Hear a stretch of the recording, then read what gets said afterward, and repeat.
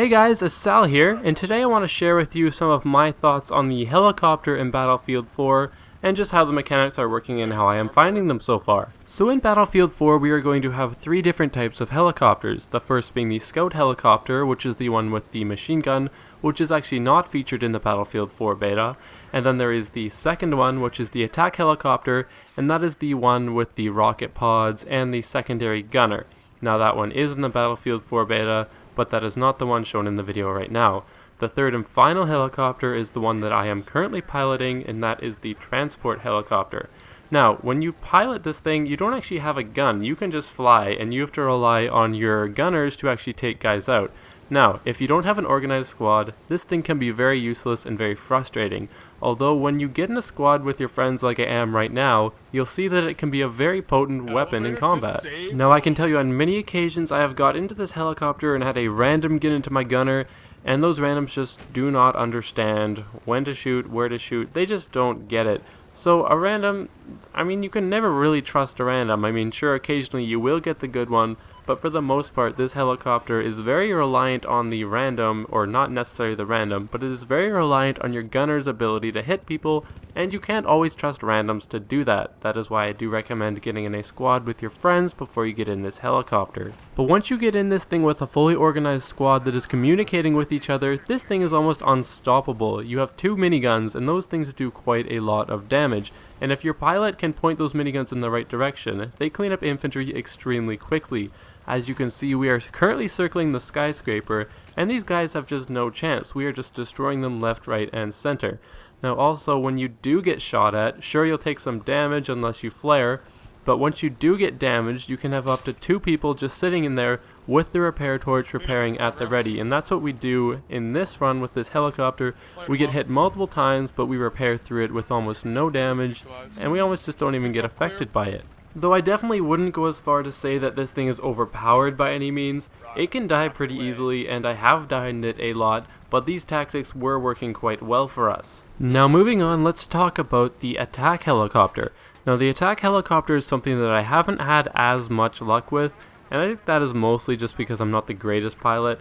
In this video I'm basically just trying my very best to not crash, and I did a pretty good job because I was practicing earlier in the day before this video.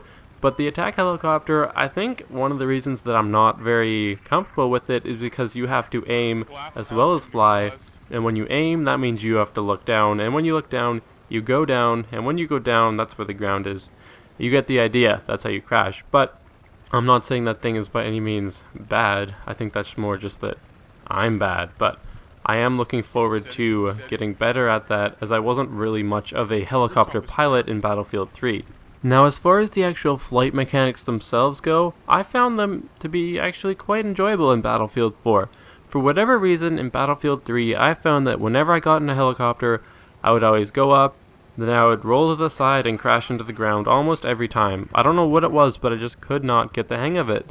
But flying the helicopter in Battlefield 4, I actually felt not super comfortable, but I definitely felt a lot better, and I felt more confident in my ability to not crash. Now I know that's not saying a lot, but for somebody who always crashes, that is quite the achievement. Now I'm not entirely sure why this is. I think it may be because the helicopters in Battlefield 4, so far at least, aren't quite as agile as in Battlefield 3, so you can make turns and they don't happen as quickly, so you have more time to think, so you can't make a very quick turn and accidentally hit the wall. Now that is just my first impressions of the helicopter. I'm not sure if that is actually why it seems easier. Maybe I've just gotten better. But I'm almost certain that something about the mechanics just make the helicopter easier to fly. I can't really put my finger on it. I know this sounds weird, but for the most part the helicopter in Battlefield 4 just seems like an improvement from Battlefield 3.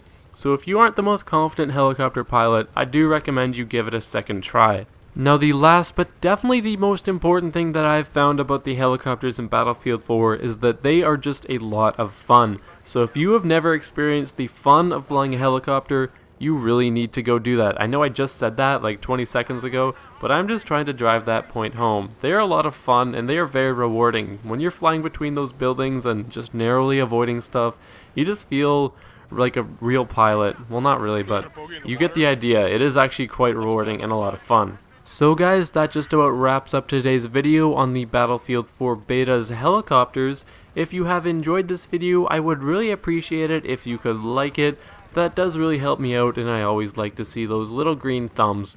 So guys, I thank you so much for watching, and I will see you guys next time.